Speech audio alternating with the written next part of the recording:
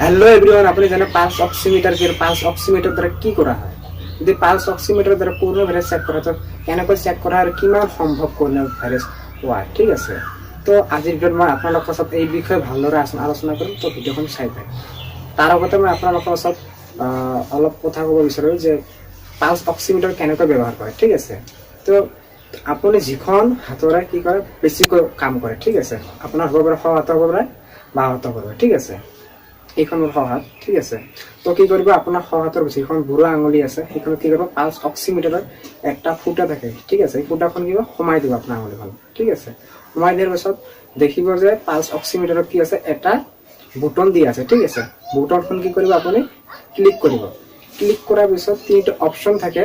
এটা থাকে স্যাচুৰেট pulse oxygen, ঠিক আছে? এইটো সংজ্ঞাত থাকে SpO2, ঠিক আছে? মানে আপোনাৰ শৰীৰত কিমান পাৰ্চেণ্ট অক্সিজেন আছে, ঠিক আছে? তো এইখিনি পালস অক্সিমিটাৰত কি কৰে জুখিব পাৰে, ঠিক আছে? আৰু এটা থাকে পালস ৰেট, ওকে? আমাৰ শৰীৰত বা আপোনাৰ শৰীৰত, ঠিক আছে, আপোনাৰ হাওঁফাওঁ কিমান বাৰ ধপ মাৰিছে, ঠিক আছে? যদি 60ৰ পৰা 80 বা 90 বাৰলৈ মাৰি আছে, ঠিক আছে, আপুনি নৰ্মাল আছে, ঠিক আছে? ওকে, আপোনাৰ যদি অক্সিজেনৰ পাৰ্চেণ্ট যদি 94 অধিক আছে, তেতিয়া আপুনি কি আছে, নৰ্মাল আছে, ঠিক আছে?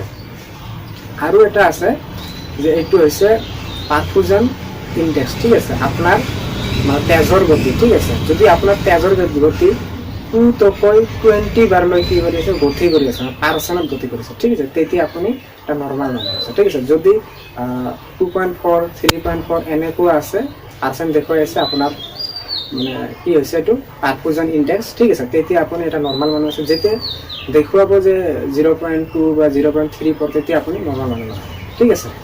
ইয়াৰ এটা ঘটনা আছে যে আপনাৰ নিমোনিয়া হ'ব পাৰে বা হাঁফাওয়া বেমাৰ থাকিব পাৰে বা শ্বাস প্ৰশ্বাসৰ বেমাৰ থাকিব পাৰে, ঠিক আছে? তাৰ কাৰণে আপোনাক কি দেখিব পাৰে, পালস অক্সিমিটাৰত যিখিনি সঠিক ভেলু দেখিব লাগে পাৰ্চেণ্ট, সেইখিনি নেদেখাব পাৰে, ঠিক আছে? কিন্তু এটা যদি নৰ্মাল মানুহৰ কথা কোৱা হয় যে সকলো ফালৰ পৰা সুস্থ, ঠিক আছে, কোনো ধৰণৰ বেমাৰ নাই, ঠিক আছে, হঠাৎ কি হৈছে, চৰ্দি হৈছে, জ্বৰ হৈছে বা কাহ হৈছে, ঠিক আছে? তেতিয়া যদি সেই মানুহজন কি কৰে, পালস অক্সিমিটাৰ ব্যৱহাৰ কৰে, ঠিক আছে? তেতিয়া তাত সঠিক ভেলু নেদেখাব, ঠিক আছে? অক্সিজেনৰ ভেলু পাৰ্চেণ্টটো বেলেগ দেখাব আৰু ৰক্তৰ যিটো চলাচল গতি এইটো বেলেগ দেখাব, ঠিক আছে?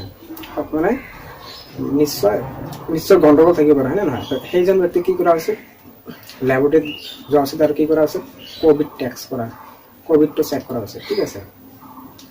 ওকে, যদি ভিডিওটা ভালো লাগে তো শেয়াৰ কৰো।